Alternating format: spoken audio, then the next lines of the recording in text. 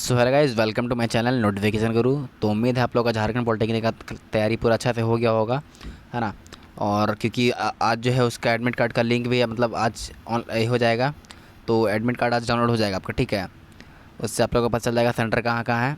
तो last time एक बार आपको हम एक बार 2019 का पेपर दिखा देना चाहते हैं, ठीक है। 2019 का पेपर जो है केमिस्ट्री का कुछ इस तरह से रहा था, ठीक है। तो चलिए स्टार्ट करते वीडियो को।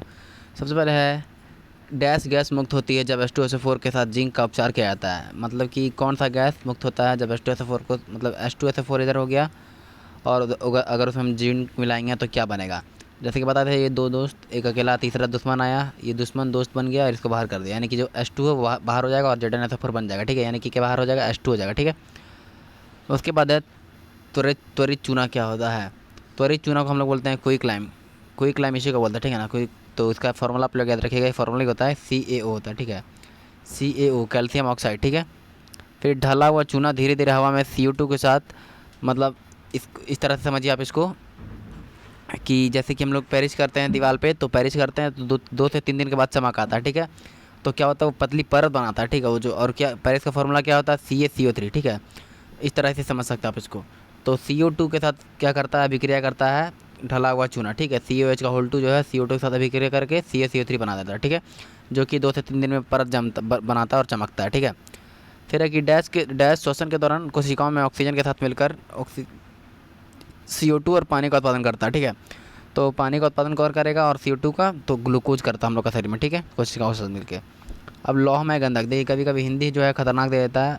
तो लौहमय गंधक को हम लोग देखिए इंग्लिश में क्या बोलते हैं, फेरस सल्फेट FeSO4, ठीक है। फेरस सल्फेट का कलर क्या होता है, हरा होता है, ठीक है, हम लोग सब जानते हैं। तो इसमें ऑप्शन ओसी बी नंबर हरा, ठीक है। फिर है नेक्स्ट क्वेश्चन कि जब लीड नाइट्रेट को गरमाया जाता है तो उसमें उत्सर्जन पाया जाता है। जैसे लीड नाइट्रेट का फॉर्मूला पता है ना क्या होता है, PbNO3, ठीक है। तो उसमें जब गर्म करें, उसको जब गर्म करेंगे, हीट करेंगे, तो उसमें से उत्सर्जन क्या होगा, तो उसमें से NO2 होगा, ठीक है। जो NO2 है वो निकलेगा, ठीक है। फिर ये वाला देखिए, जैसे कि आपको बताए थे Na2SO4 BaCl2 BaSO4 और 2NaCl। ये वाला आपको इक्वेशन जो हम आपको वीडियो कराए हैं, सारा जितना भी इक्वेशन दिए हैं उसमें आपको बताए थे कि ये वाला इक्वेशन बहुत नामी है, बहुत पूछता है वाला, ठीक है। क्योंकि और इसी को बोलते हैं दोहरा विस्थापन, डबल डिस्प्लेसमेंट, ठीक है ना। तो द्वि विस्थापन का ये बताए थे कि Na2SO4 वाला आता है, देखिए ये वाला क्वेश्चन है, ठीक है। तो आप विस्थापन वाला वीडियो भी जाके देख लीजिएगा, मतलब अभिक्रिया वाला सब, ठीक है। फिर है कि चिप्स निर्माता तौर पर चिप्स को, मतलब चिप्स में ऐसा कौन सा गैस भरा जाता है जिससे और किस लिए भरा जाता है, ठीक है ना। तो ऑक्सीडाइज होने से रोकने के लिए, यानी कि उपचयित होने से रोकने के लिए उसमें नाइट्रोजन हम लोग मिलाते हैं, ठीक है। जो चिप्स उसका पैकेट होता है उसमें नाइट्रोजन मिलाते हैं, किस लिए मिलाते हैं, उपचयित होने से, ठीक है, उपचयित होने से रोकने के लिए, ठीक है। फिर चूने के पानी के माध्यम से अतिरिक्त कार्बन डाइऑक्साइड पहुंचाने पर, जब चूने के पानी के माध्यम से जब अतिरिक्त कार्बन डाइऑक्साइड पहुंचाएगा तो हम लोग का बनेगा क्या, CaHCO3 का होल ट्वाइस बनेगा, ठीक है। CaHCO3 का होल ट्वाइस, ठीक है।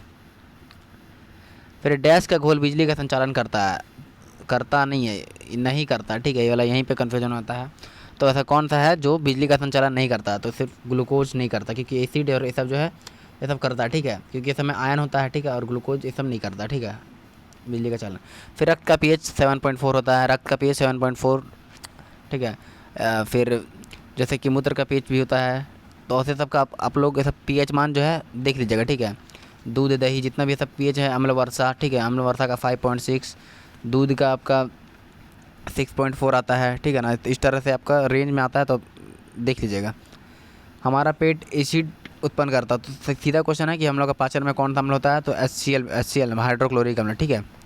बिच्छू बूटी के डंक मारने वाले चुभने पर मतलब क्यों होता है, तो उसके कारण है मेथनोइक एसिड, ठीक है। मेथनोइक एसिड चींटी का भी हुई है। बेकिंग सोडा क्या है, तो बेकिंग सोडा किसको हम लोग क्या बोलते हैं, फार्मूला क्या होता है, NaHCO3, ठीक है। तो यहाँ सोडियम हो गया इधर, ये सोडियम, ये कार्बोनेट इधर, और बीच में हाइड्रोजन, ठीक है। तो सोडियम हाइड्रोजन कार्बोनेट को हम लोग बोलते हैं बेकिंग सोडा, ठीक है। फिर एक बोरेक्स का निर्माण, सबसे पहले बोरेक्स हम लोग फार्मूला जानते हैं उसका, बोरेक्स का फार्मूला होता है Na2B4O7 Na2O10H2O, ठीक है। Na2 ये फार्मूला आप याद करिएगा, होता है कभी पूछ देता है, ठीक है। तो क्या बोल रहा है पैथर में, बोरेक्स के निर्माण के लिए क्या उपयोग होता है, तो ये जो होगा वॉशिंग सोडा होगा, ठीक है। वॉशिंग सोडा का उपयोग बोरेक्स के निर्माण के लिए करा जाता है, ठीक है। डैश प्लास्टर ऑफ पेरिस का सूत्र है, आप लोग सब जानते हैं कि इसमें आधा H2 होता है, यानी कि हाफ H2, यानी कि CSO4 डॉट हाफ H2, ठीक है। और वही अगर 2H2 रह जाएगा, जैसे कि पहला वाला है, तो ये जिप्सम का हो जाएगा, ठीक है। जिप्सम का हो जाएगा, ये जिप्सम का हो जाएगा 2H2O, और जो आधा H2 रहेगा वो हो जाएगा POP, प्लास्टर ऑफ पेरिस का, ठीक है। धातु को पतली तारों में खींचने की, मतलब तार बनाना, खींच खींच के ना पूरा लंबा कर देना, तो उसका हम लोग बोलते हैं डक्टिलिटी, ठीक है। डक्टिलिटी को हिंदी में बोलते हैं तन्यता, ठीक है। तो यहाँ तो तन्यता जैसे कुछ दिख नहीं रहा है, ठीक है, कहीं नहीं दिख रहा है, तो यहाँ पे हम लोग देखेंगे, यहाँ पे डक्टिलिटी है, ठीक है।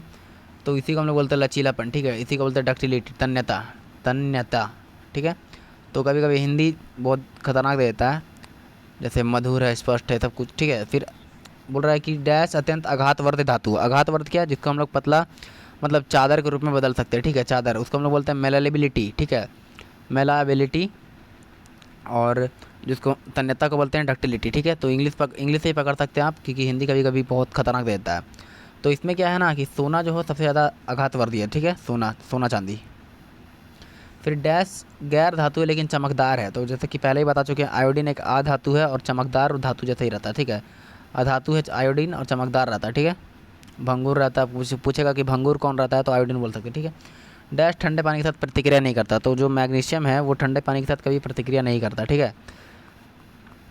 फिर बहुत पतला HNO3 के साथ मैंगनीज के प्रभाव डैश गैस विकसित होता है, ठीक है। तो फिर से देखिए HNO3 को हम लोग क्या बोलते हैं, नाइट्रिक एसिड, क्या बोलते हैं, नाइट्रिक एसिड। तो ये जो है H2 गैस विकसित करता है, ठीक है। कहीं भी आप ऐसे तुक्का ही मार सकते हैं, जहाँ भी गैस विकसित है H2 लगा सकते हैं ऐसे तुक्का में भी, ठीक है। तो ये H2 गैस विकसित करता है जब बहुत पतला HNO3 के साथ मैंगनीज के प्रभाव से डैश गैस विकसित है, यानी H2 गैस। फिर प्रतिक्रिया का जैसे अभिक्रियाशील श्रेणी होता है, उसको पढ़ेंगे तो देखेंगे कि Mg, फिर Al, फिर Zn, फिर Fe, यानी कि ऐसे सबसे ज़्यादा प्रतिक्रियाशील Mg होता है, फिर एल्यूमिनियम होता है, फिर जिंक होता है, फिर Fe होता है, क्योंकि इसी चारों में बताना है, ठीक है, इसी चारों में बताना है। तो मैग्नीशियम सबसे ज़्यादा, फिर एल्यूमिनियम, फिर जिंक, फिर ferrous, magnesium, aluminium, zinc, ferrous, ठीक है। सीनेवार, इसको हम लोग बोलते हैं पारस, HGS, ठीक है, HGS। सीनेवार को क्या बोलते हैं, HGS, ठीक है। सल्फाइड है, इसको देखिए हम लोग दो चीज़ पढ़ते हैं, क्या, एक पढ़ते हैं हम लोग इसको क्या बोलते हैं, यहाँ पकाना भुनना नहीं, इंग्लिश में इसको बोलते हैं हम लोग कैल्सिनेशन और रोस्टिंग, ठीक है। तो कैल्सिनेशन, रोस्टिंग में क्या हो जाता है, उसमें हम लोग सल्फाइड, इसमें हम लोग क्या गया, सल्फाइड एस्को को ऑक्साइड बदलता है ना, तो सल्फाइड का बात होगा तो रोस्टिंग, और ये कैल्सिनेशन में कार्बोनेट का बात, CO3, ठीक है ना। इसमें होता है कार्बोनेट होता है और इसमें सल्फाइड होता है, ठीक है। तो कार्बोनेट को बदलेंगे कैल्सिनेशन से, और रोस्टिंग में क्या करेंगे, सल्फाइड से, सल्फाइड बदल जाता है, ठीक है। ऐसे याद करिएगा इसको, उसी को यहाँ भूनने दे दिया और पकाने दे दिया, ठीक है। फिर एक तो अभिक्रिया है ये Fe2O3 2Al 2Fe Al2O3, और ये प्लस हीट निकल रहा है। तो ये जो ट्रेन और उनका पटरी होता है ना, उसको जोड़ने के लिए इस अभिक्रिया का प्रयोग किया जाता है, जिसको हम लोग बोलते हैं थर्माइट अभिक्रिया, ठीक है। तो बोलेगा कि ट्रेन का पटरी के लिए किसको जोड़ने के लिए कहता है, तो थर्मिट अभिक्रिया, ठीक है। और उसका ये फॉर्मूला है, आप इसको देख सकते हैं, सॉरी ये रिएक्शन है, इसको रिएक्शन को याद करेंगे तो जैसे कि ऑप्शन दिया है, तो फिर आप थर्मिट अभिक्रिया से पकड़ सकते हैं, ठीक है। इसके बाद है हवा के संपर्क में आने के कुछ समय बाद चांदी पदार्थ काला हो जाता है, तो उसमें क्या होता है, चांदी में ना सिल्वर सल्फाइड जम जाता है, ठीक है, जिससे वो काला हो जाता है चांदी, ठीक है। अब कांस्य का फॉर्मूला क्या होता है, देखिए कांस्य यानी कांसा, ठीक है।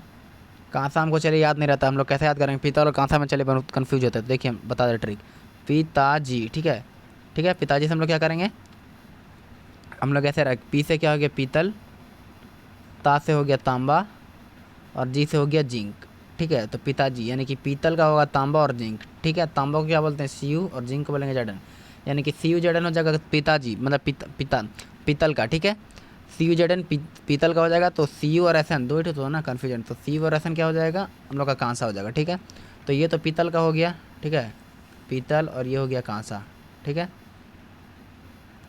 बिजली के तारों को जोड़ने के लिए डैश में धातु का प्रयोग किया था, तो इसमें हम लोग करते हैं, देखिए कांस्य पीतल मिलाप, ये देखिए मिलाप हम लोग पढ़े नहीं है कभी, लेकिन अगर वही हम लोग इधर देखेंगे तो देखिए ये शोल्डर, तो शोल्डर तो पढ़े हैं, ठीक है। तो बिजली के तार को जोड़ने के लिए किस करते हैं हम लोग, शोल्डर को होती है, यानी कि यहाँ पे मिलाप, ठीक है।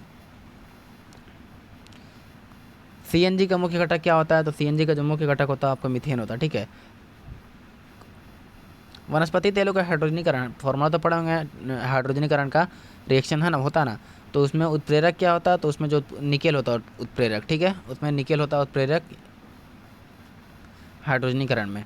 इथेनॉल के निर्जलीकरण, यार इथेनॉल, अरे यार क्या आ जाता है, इथेनॉल के निर्जलीकरण डैश देता है, तो ये देता आपको इथिन देता है, ठीक है, इथिन। इथेनॉल का जब निर्जलीकरण करेंगे मतलब जल उसे निकालेंगे तो उसमें आएगा इथिन, ठीक है, इथिन बन जाता है। पानी के एसिटिक एसिड, ये बहुत कन्फ्यूजन वाला है, अगर हम लोग आलो वाला किताब से पढ़ेंगे छोटा वाला आलो को लोग से, तो उसमें दिया है 3 से 4%, ठीक है, लेकिन यहाँ पे देता है ये 5 से 8%। वैसे बहुत जगह 5 से 8% ही देता है, तो आप लोग 5 से 8% ही मारेंगे, क्योंकि एसिटिक एसिड का पानी में एसिटिक एसिड 5 से 8% रहेगा, तब हम लोग उसको बोलते हैं सिरका, ठीक है, इसी को विगनार, ठीक है, 5 से 8%। फिर परिशुद्ध इथेनोइक एसिड का गलनांक कितना होता है, तो जब बहुत ज़्यादा शुद्ध मतलब सबसे प्योर इथेनोइक एसिड होता है तो उसका जो गलनांक हो 290 केल्विन होता है, ठीक है। ईस्टर अल्कोहल और कार्बोक्सिलिक एसिड देने के लिए एसिड या बेस की उपस्थिति में प्रतिक्रिया, तो उसको हम लोग बोलते हैं सेफोनिफिकेशन, यानी कि ईस्टर जो है ना, वो अल्कोहल और कार्बोक्सिलिक एसिड देने के लिए एसिड या बेस की उपस्थिति में प्रतिक्रिया करता है, तो उसको हम लोग बोलते हैं सेफोनिकेशन, ठीक है, यानी कि स्टेरिफिकेशन, ईस्टर है तो स्टेरिफिकेशन मार देगा जो उसमें आके, उसको हम लोग बोलते हैं सेफोनिफिकेशन।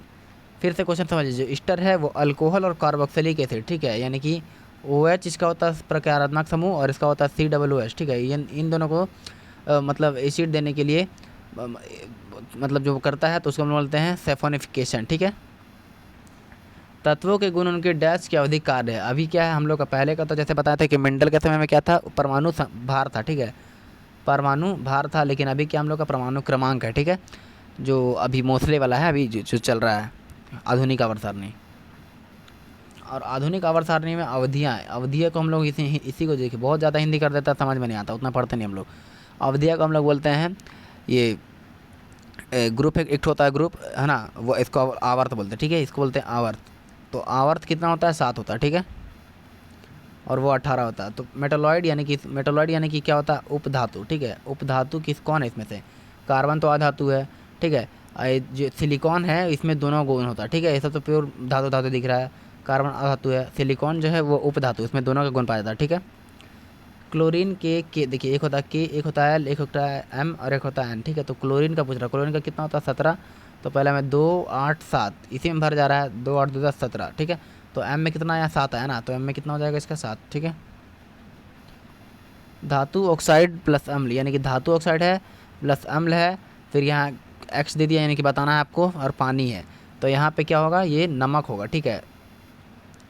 मतलब बताया था ना आपको कि जब धातु और धातु ऑक्साइड और अम्ल मिलेगा तो नमक और पानी बनेगा, ठीक है, वो अभी के चैप्टर में है, ठीक है।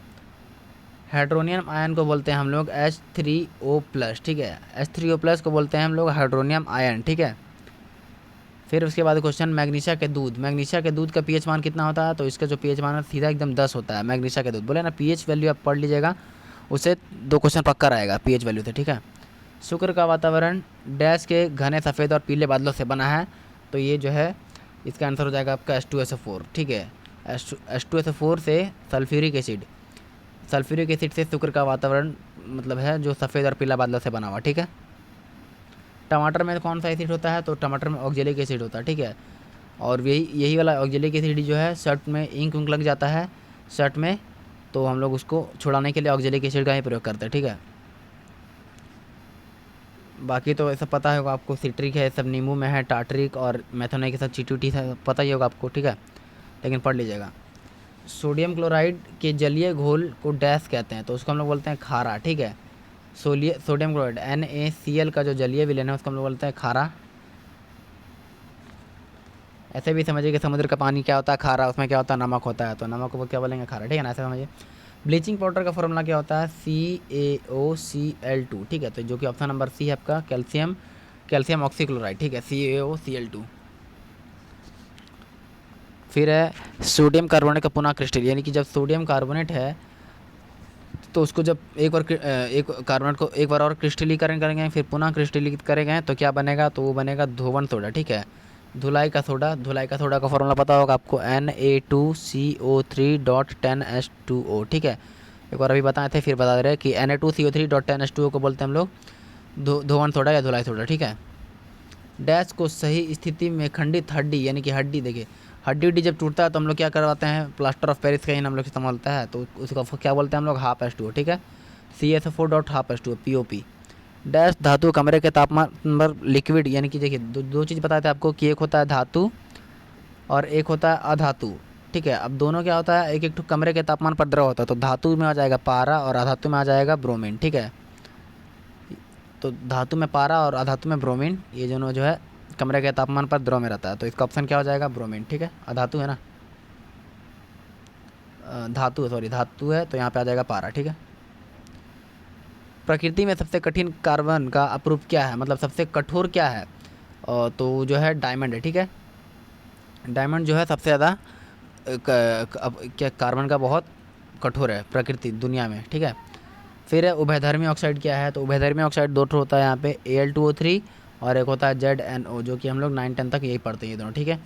बाद में और मिलेगा, लेकिन अभी फिलहाल 9-10 में हम लोग Al2O3 और ZNO जिंक ऑक्साइड, ये दोनों उभयधर्मी ऑक्साइड है। अगर आपको देगा भी क्वेश्चन तो या तो Al2O3 दिया है, अगर ये नहीं रहता तो ZNO होता, तो आप ZNO को भी मार सकते हैं, ठीक है। तो आशा करता हूँ आपको वीडियो पसंद आया होगा और बहुत हेल्प करेगा आपको, होता कि मतलब दोबारा क्वेश्चन दे भी सकता है वाला, क्योंकि एग्जाम से पहले एक बार देख लेना तो ज़्यादा अच्छा रहता है, ठीक है। तो चलिए मिलते हैं नेक्स्ट वीडियो में, और बाकी तैयारी अच्छे से कर लीजिए अपना वीडियो का।